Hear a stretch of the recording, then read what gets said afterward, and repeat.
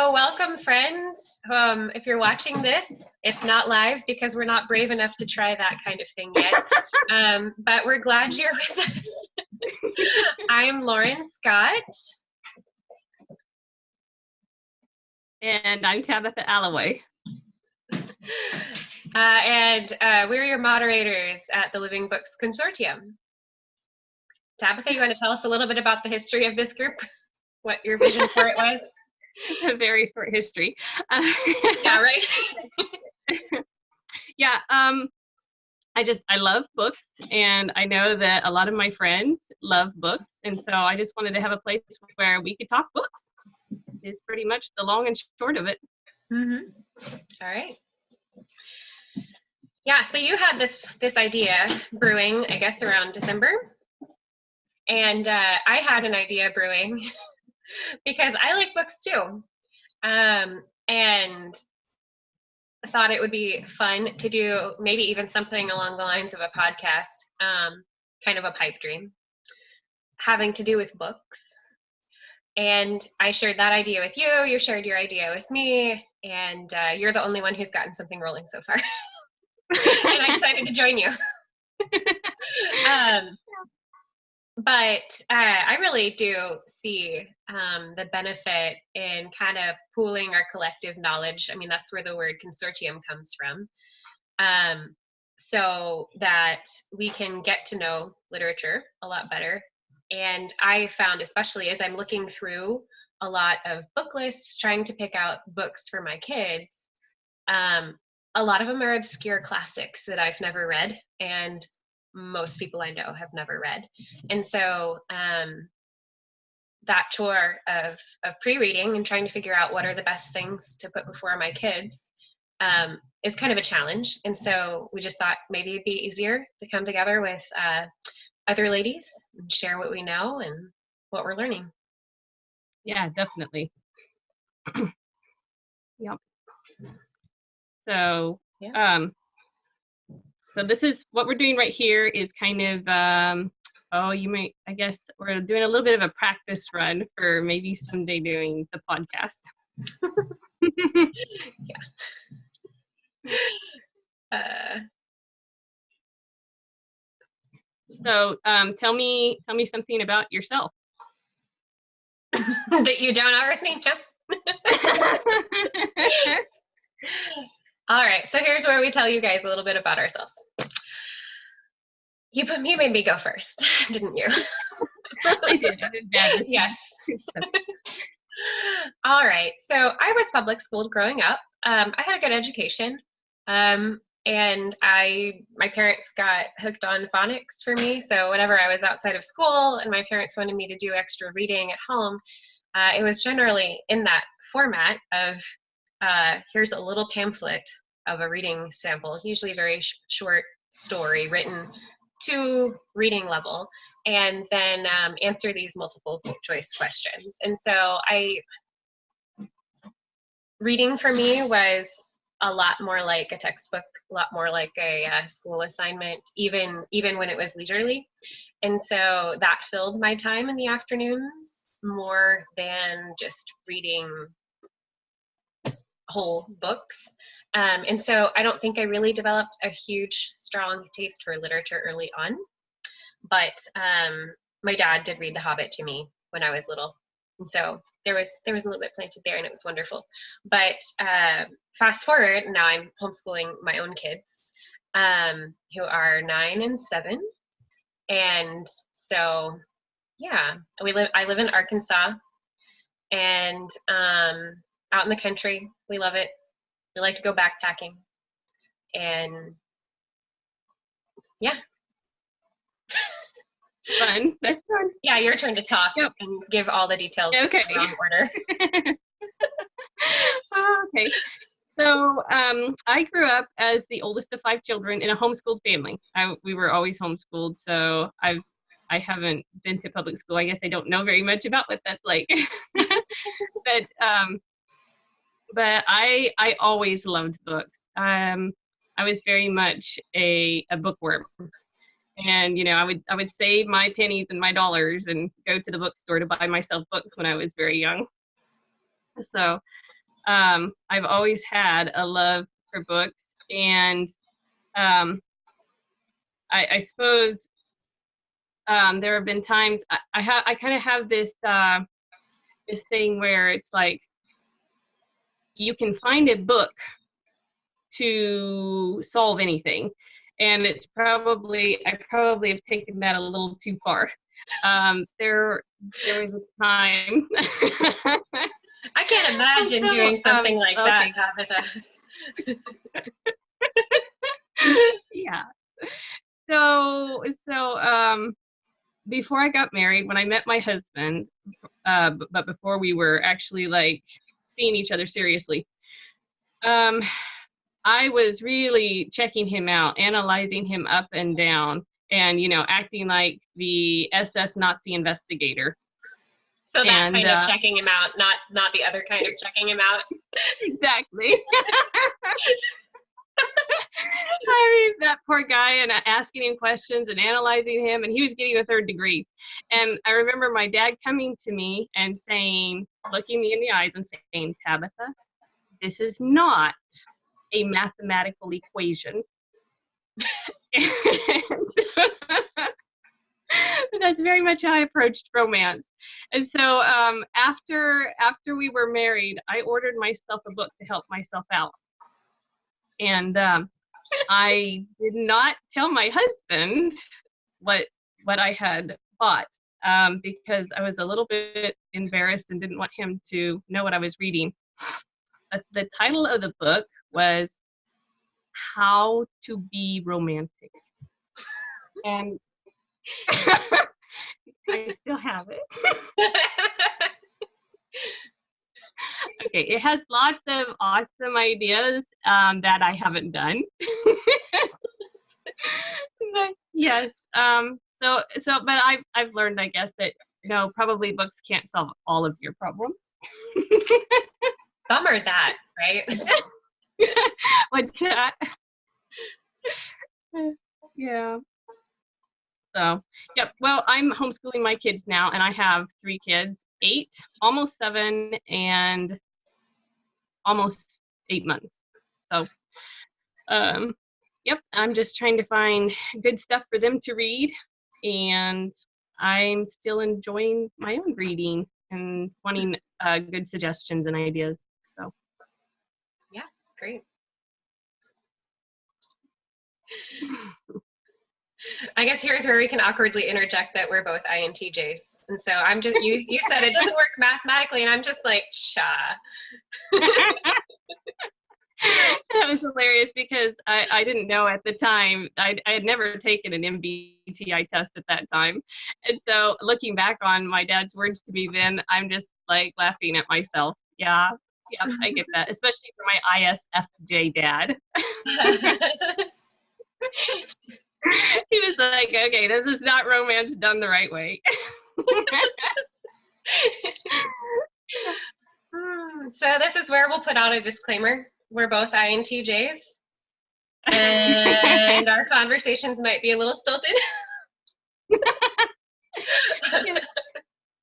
But if we keep this thing going, we will definitely be inviting some other friends on to chat with us to get a little bit more well-rounded. Yeah. Yeah.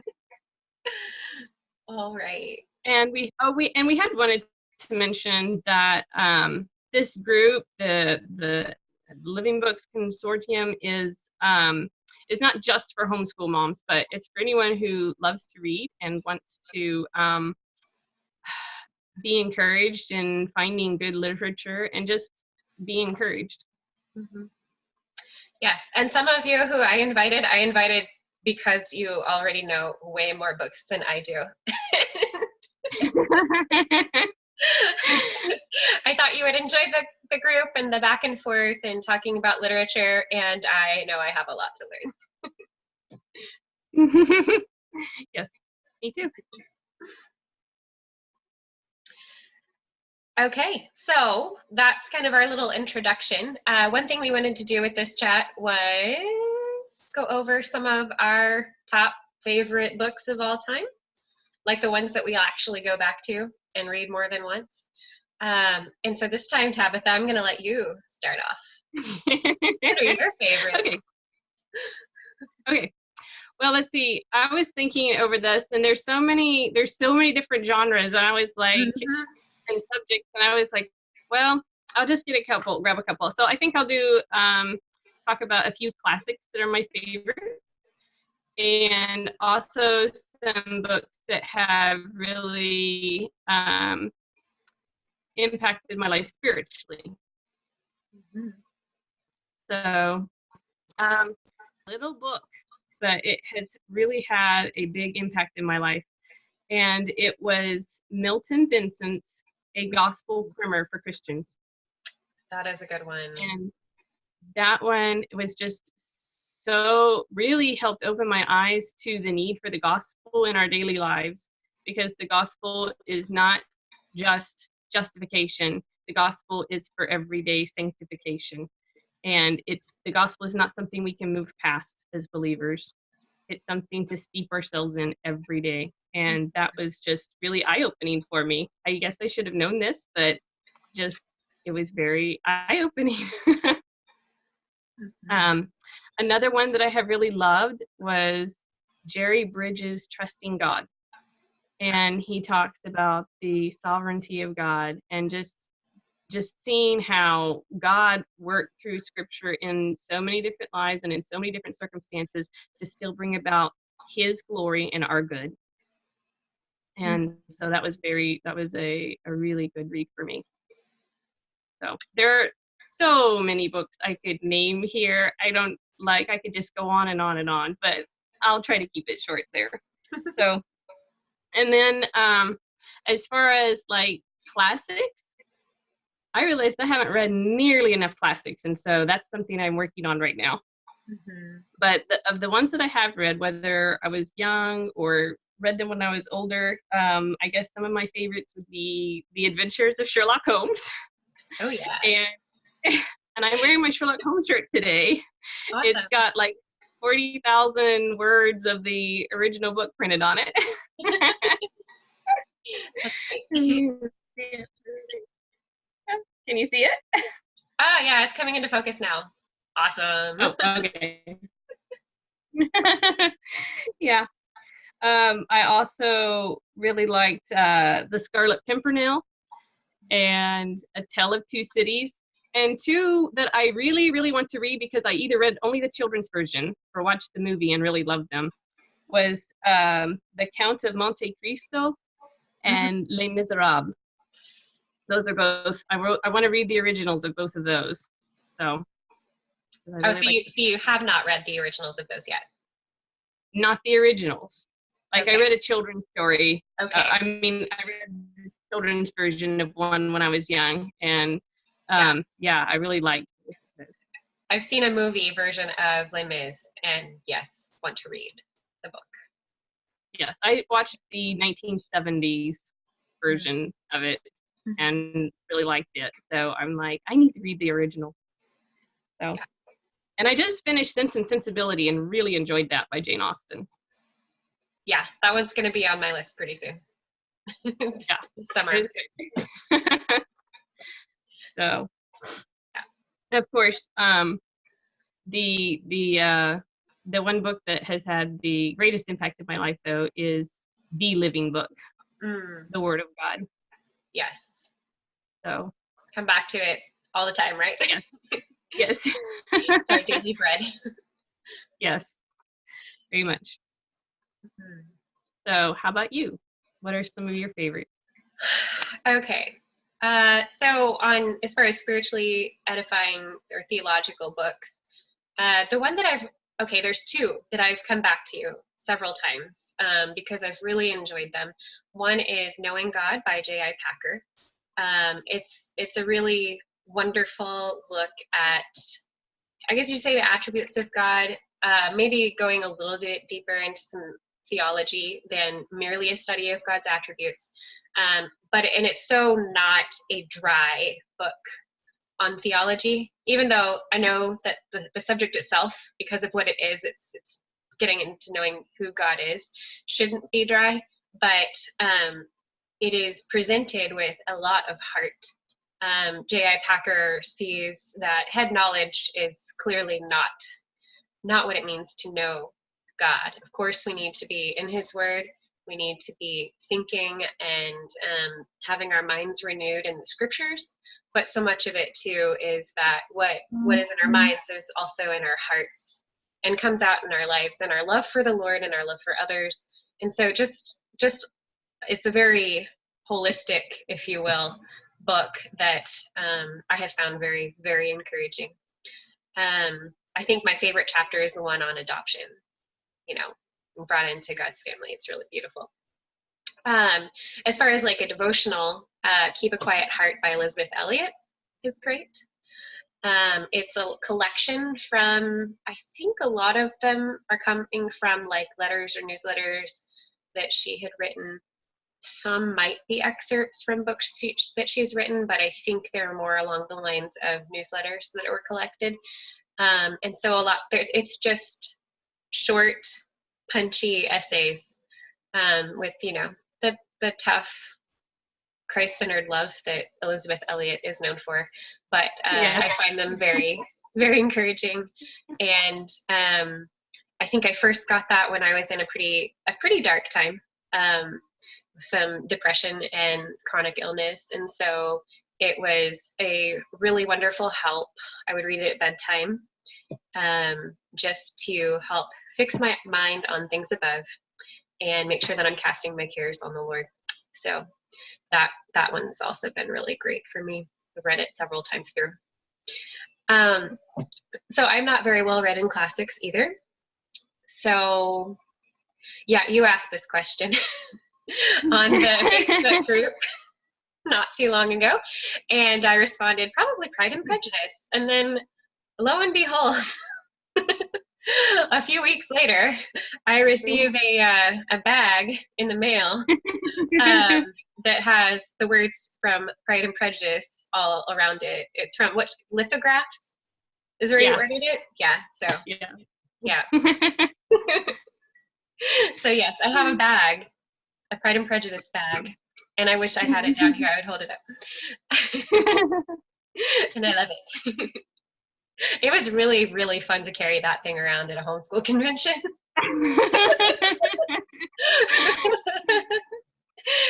It had to look kind of close though. So did anybody actually notice that it had words printed on it?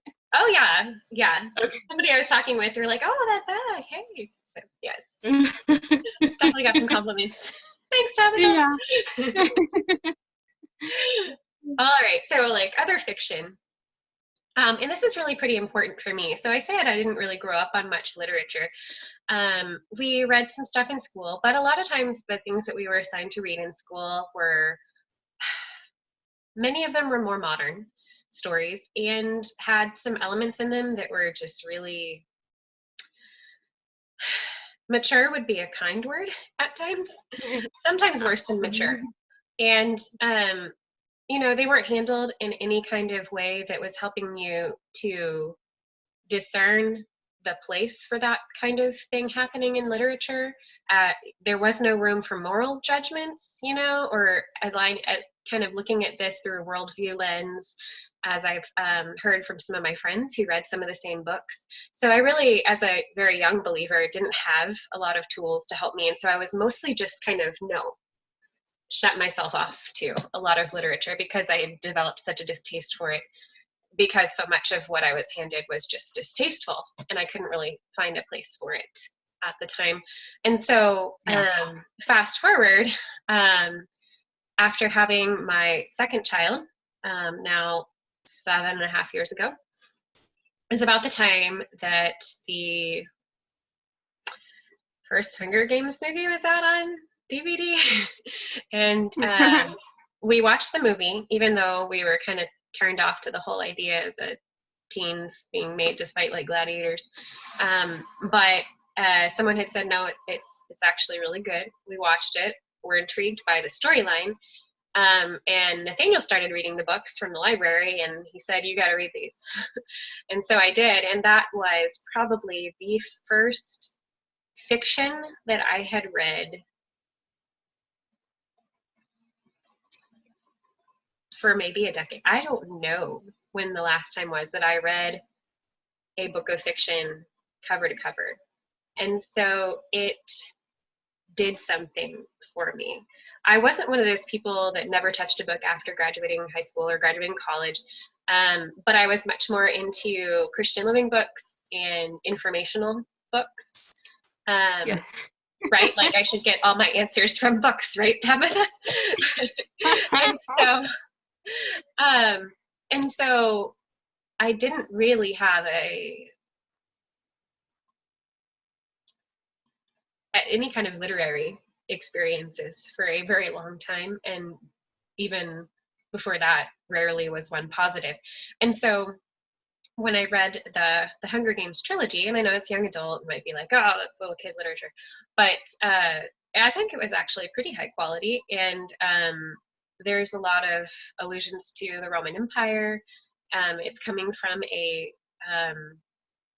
an author, a God-fearing author, and so I could pick up on some things in the storyline and some of the morals in it. And anyway, there was just so much to unpack, and I strongly identified with the main character. And so it was the first time that I had really gotten sucked in, if you know what I mean. Yeah. Since some of the just cheap stuff I read as a kid.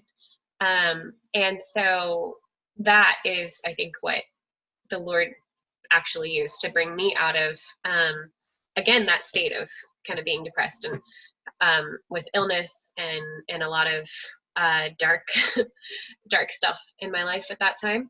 So yes, the Lord used Elizabeth Elliot and other Christian authors, but he also used some fiction to help me to get past my own kind of callousness that I'd built up against things, learning how to feel again and wrestle through those feelings and hand them over to him. And some of it too, it's learning to look outside of yourself, grow your imagination, not just stuck in here. So anyway, that's getting a little too deep, but those books were fantastic, and I've gone back to reread them like maybe twice already.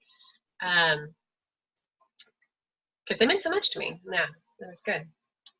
Mm-hmm.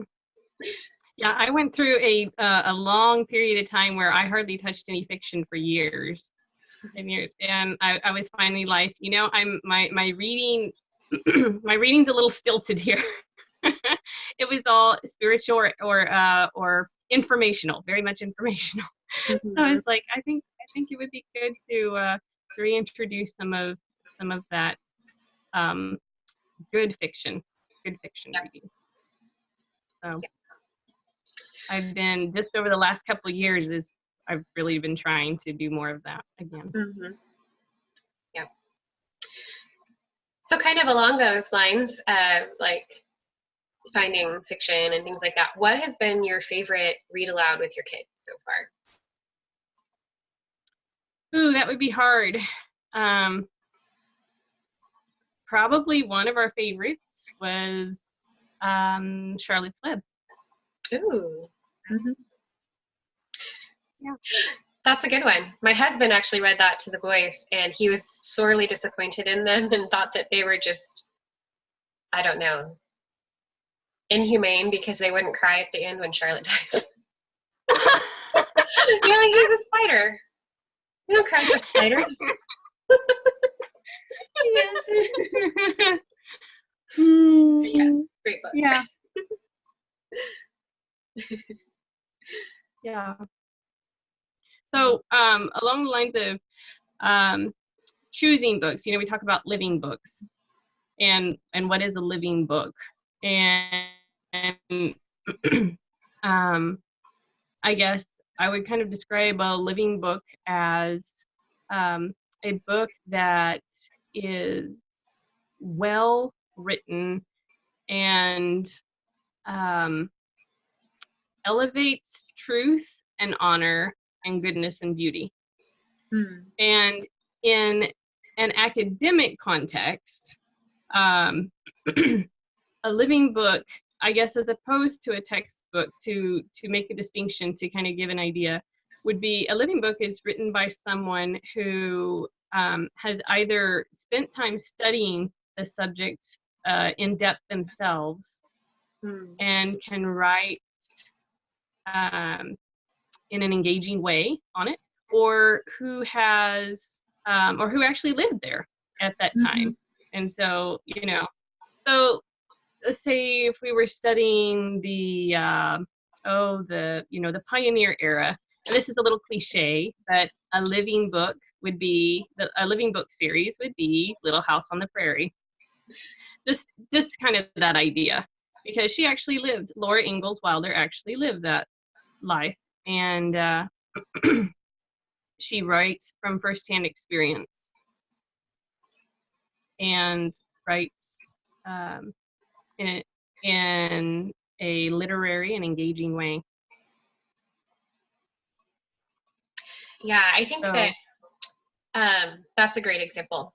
When you were mentioning the difference between, say, a living book and a textbook, I'm remembering now that one of the crucial elements in that is that when you have a textbook, you usually have a collection of writers and researchers who are there's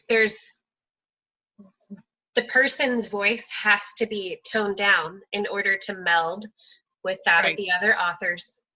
They're basically ghostwriters filling pages to get information into children's heads that they're going to probably regurgitate on a test somehow. And so that's generally how, say, a textbook works. But the difference with a living book, living in the sense of it's full of ideas, that's the way that Charlotte Mason uses that word, and that it is usually, it can have more than one author, but it's very clear the personality of of who is communicating with you, so that if it is someone who really knows or has studied something like you were referring to, you're getting that person and their interaction with the subject, and not just some impersonal presentation. It's like, so I studied this at this point in my life, and here's what I found, and this was really exciting to me, just like you would tell a friend of a discovery. And so it's not to say that we can't include things that are outside of what we would traditionally consider literature. It's not just fiction or memoirs, but it can be, there are science books and all kinds of subjects, mathematics even, not, in terms of like the practice that is necessary for that discipline, but in terms of just sharing knowledge and love for mathematics and the wonder of it, there are lots of living books where it's someone who really knows the thing, and they are sharing it passionately and with well-developed and carefully chosen language. Yes, exactly. Living books have that human element that textbooks often lack. Yes. So. It allows, I think I've heard Andrew Pudewa say this in a conference recording one time, that one of your goals for your children in their education is to put them in touch with the greatest minds. And you can do that through books. Yes. Yeah. Yes. Yeah.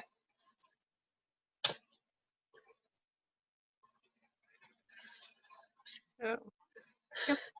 So as far as even so, I guess going back to maybe talking about fiction, living books, I guess some of the things that we look for in books, or I scan books for, is I want to find stories that that deal with big life themes and values. Because even something simple and kind of silly, like Charlotte's Web does this, Yes. It talks about friendship and sacrifice and kindness. It prizes those things and it elevates and honors them to the reader. And these are the kind of things, the values that we want our children to embrace and to see as something that is valuable. Yes. And so without us always preaching about it. Living it's like another thing about living books is it's not a list of do's and don'ts to teach those values. It's a show and tell kind of thing. Yes. It puts those things on display. Yeah. So if our aim in education is to Oh, here I was going to quote something really wonderful and I've forgotten it.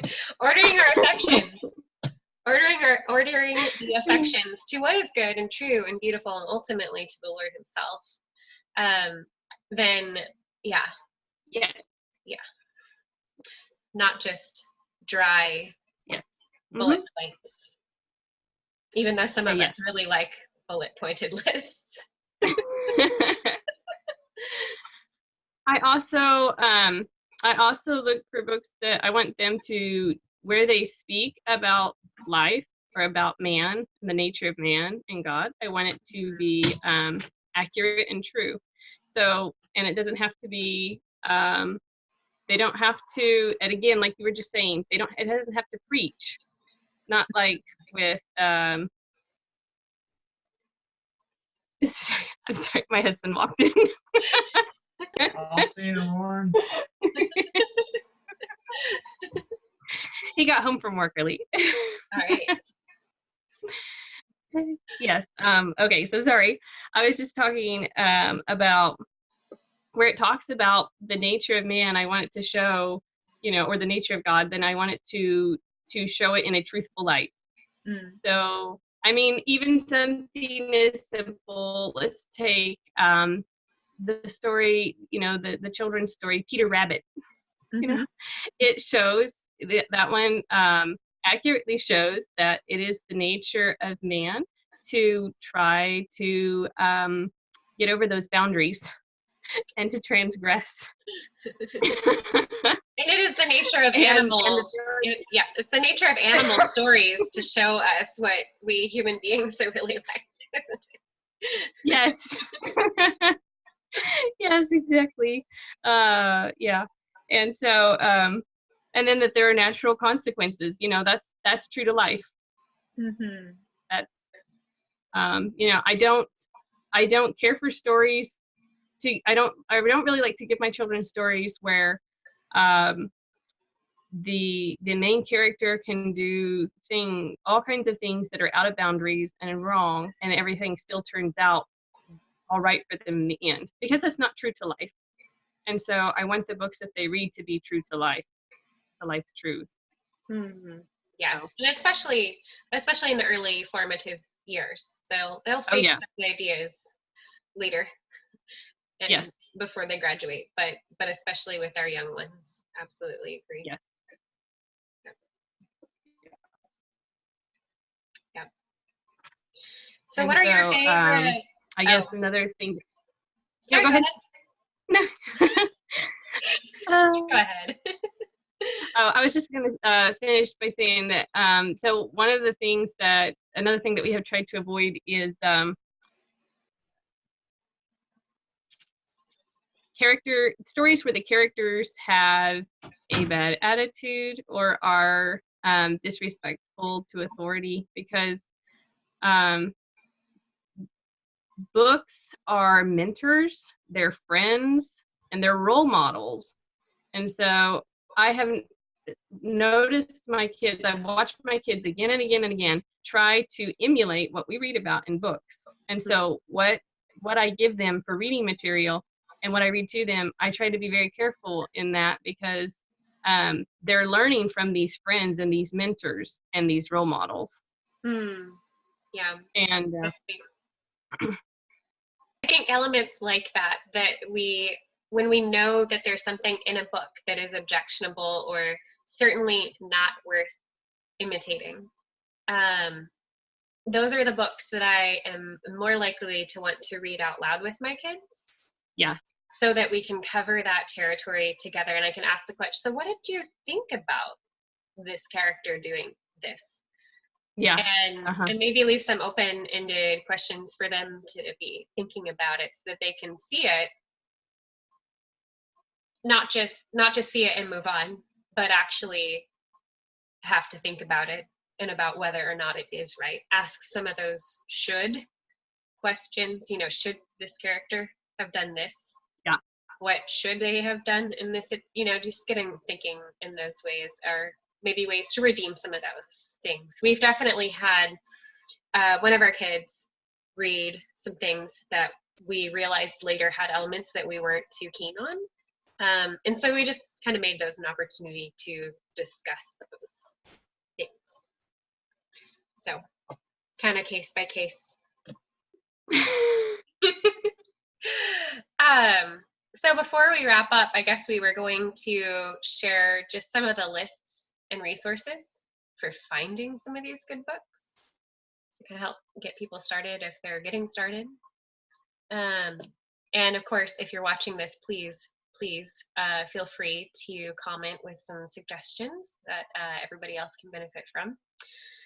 I know you and I, Tabitha, have used Ambleside Online, not following it to a T, but their book list is pretty amazing. Lots of great titles there. We also have the book Honey for a Child's Heart, which has things kind of listed out by age ranges. I use that heavily. Yeah, I use that heavily for finding good picture books, even board books for our preschool years, and even, some early elementary stuff. I haven't referenced it in a while because I'm focusing a little bit more on the AO list, or my husband was homeschooled and they used the Robinson curriculum, and so we have that book list as well, and a handful of those books, plus what his family picked out either as a supplement to or an exchange with something on the Robinson list. So we also have some just specific Scott family lists. One of my favorite books on education, just for Christian homeschooling, kind of all around good book, is Educating the Wholehearted Child by Clay and Sally Clarkson. And they have a non-exhaustive, but a pretty good get you started book list in the back of that book as well. Are there any other lists that you can think of worth sharing? You had mentioned LibriVox, the audiobooks. Yeah. So there's I think around over 12,000 books on there where people basically volunteer to just read the book, and so you can listen to it. So I actually haven't used that yet, but and part of that is because I'm a very poor audio learner. Audio listeners, but I probably should develop that skill. Yeah. Well, we've enjoyed it when we go on family road trips. And so we found Pinocchio, where if it's it was a recording of with all the same reader. His voicings were pretty fun, and oh gosh, a handful of others. This is probably my husband and I's favorite way to preview books for our kids, is to find it on LibriVox.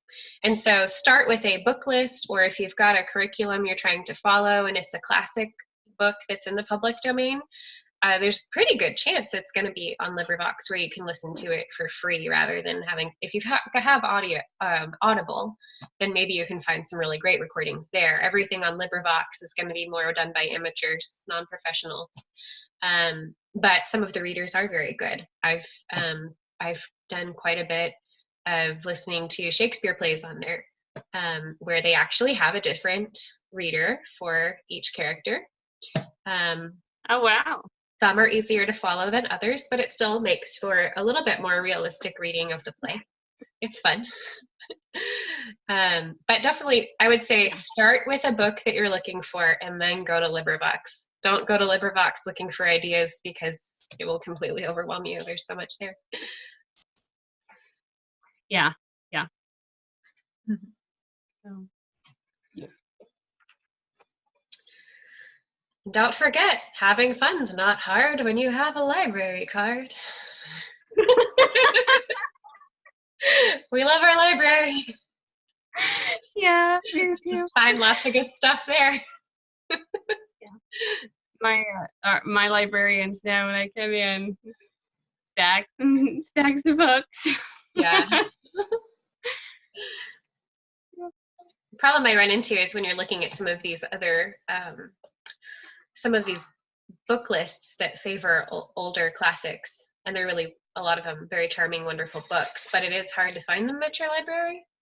Have to either do the interlibrary loan or else buy books. Twist my arm. Oh, yeah. I have issues. These are only some of my issues behind me. There's others over here. You can't see them right now. Yes. I'm already feel like I'm about to run out of space in the office for books, and that's like heartbreaking. Yeah. I'm gonna have to figure something else out. All right. Well, I think we're about at a place where we can wrap up. So we give them a little bit of a preview of what we might be doing for next month.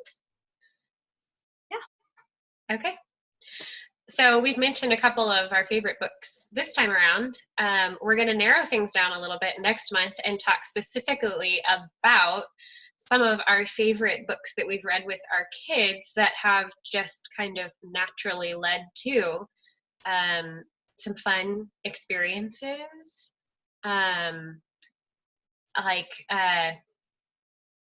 It's safe to say that neither one of us are particularly into over planning our school days and orchestrating all the details, right? Coming up with all the activities related to this one book, like unit study kind of thing.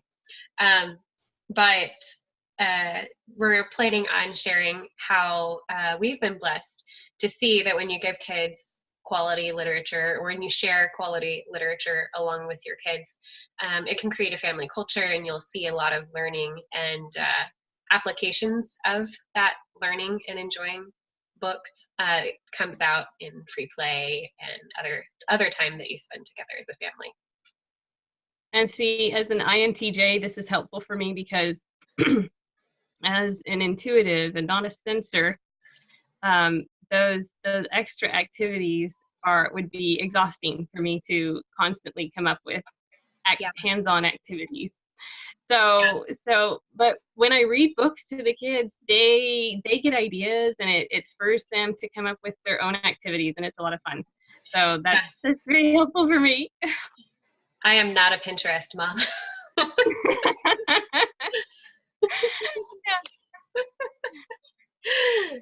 So,